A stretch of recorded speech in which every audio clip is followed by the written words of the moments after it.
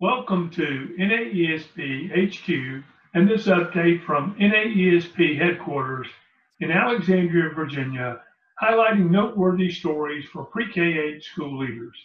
I'm NAESP Executive Director Earl Franks. Joining me to discuss allocation requirements for equitable services for non-public schools pertaining to the CARES Act is Danny Carlson, NAESP's Associate Executive Director of Policy and Advocacy. Danny, thanks for joining me. Thanks for having me. Recently, NAESP, along with 49 other signing organizations, sent a letter to Leader McConnell, Speaker Pelosi, Leader Schumer, and Leader McCarthy requesting Congress to clarify their intent specific to the allocation requirements for equitable services for non-public schools pertaining to the CARES Act. Talk about the letter and the reasons why this request is urgently needed. Yeah, so before we even jump into equitable services, just want to just lay the groundwork for why this issue even matters. This is all in the world of the CARES Act, which is the legislation that passed in March. And that is that funding, that emergency funding that included $13 billion for districts and that $3 billion education pot for governors. And those are emergency funds. Congress intended that those get down to districts really, really quickly. So the formula to get those funds down is Title I. And normally the way it works is that districts, superintendents would have their Title I funds, and they would apportion a small percentage to private schools to serve low-income students in those schools. But on April 30th, Secretary DeVos released guidance, which is basically the Department of Education's interpretation of this law, and said, you know what, there is actually more funds available for private schools. We think that more of this funding should go to private schools. The problem with that is that that's not what the law says. Congress was very clear that the way these funds should go out, and that goes against kind of long-standing Department of Ed interpretations. And so why it matters is that it's caused a lot of confusion and sort of the delays in sort of getting these funds out. You have state chiefs and superintendents sort of, you know, with this question of, do I follow the law or do I listen to the Department of Education? And there's been a mix. Some have said they'll follow the law, others have said they'll listen to the Department of Education, and then others are just kind of waiting because they're not really sure what to do.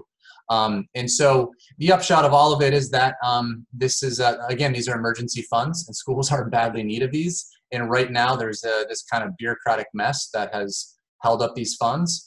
And so that is why we worked with other national organizations to send this letter to Congress and asking them to basically reinforce that language around equitable services, make clear that the funds that are intended for public schools are actually that those funds actually get there.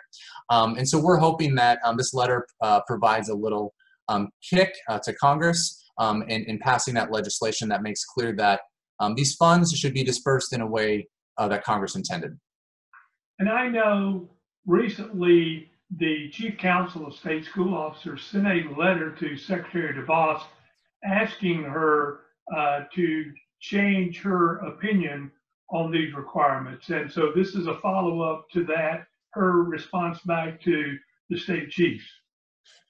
Yeah, exactly. That's right. So following that April 30th guidance, the state chief school officers sent a letter and sort of said, asking would the Department of Ed clarify their guidance. So she responded and actually went a step further and said they're actually going to release a rulemaking on this, which is actually a level up from an interpretive guidance. And so, CCSSO,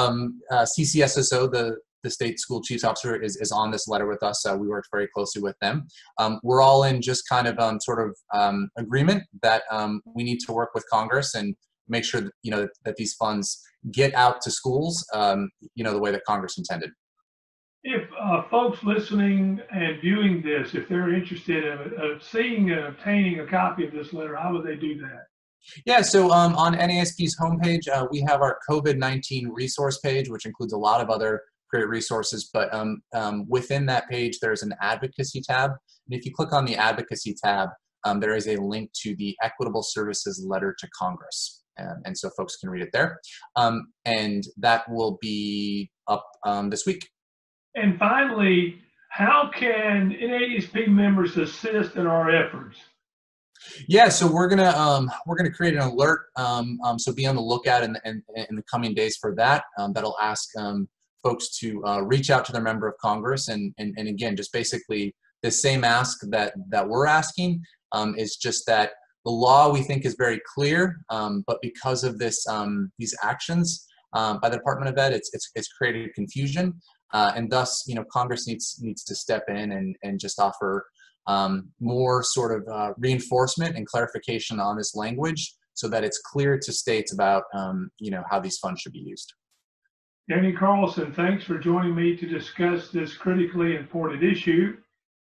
Until next time, I'm Earl Franks. Thanks for tuning in for this edition of NAESP HQ.